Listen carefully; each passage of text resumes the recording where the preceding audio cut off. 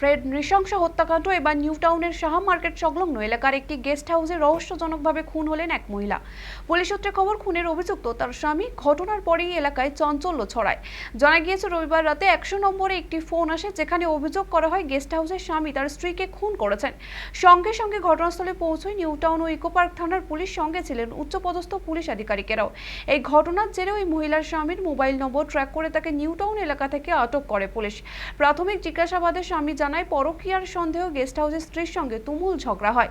মূলত সেই রাগের কারণেই সে তার স্ত্রীর শ্বাসরোধ করে মৃত্যু ঘটায়, এমনটাই পুলিশ অনুমান করছে।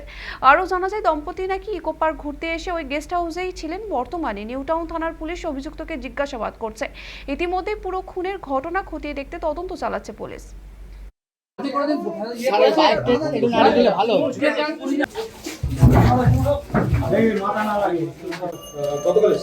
গতকালকে স্বামী স্ত্রী ছিল। হ্যাঁ, ওদের ডকুমেন্টস আমাদের কাছে দেওয়া রয়েছে সব। কোথা থেকে এসেছিল? সব ডকুমেন্টস লেখা রয়েছে। ডকুমেন্টস আমাদের কাছে সব। ওজনপুর থেকে এসেছে। ওজনপুরটা কোথায়? এটা পোস্ট অফিস হচ্ছে খান্তাবন। জেলা? জেলাটা উত্তর 24 পরগনাই হবে।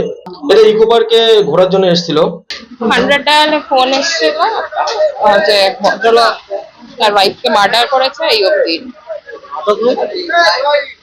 কি কারণে বা দেখা যাক, এক্সট্রা ম্যারিটাল অ্যাফেয়ার সম্ভবত।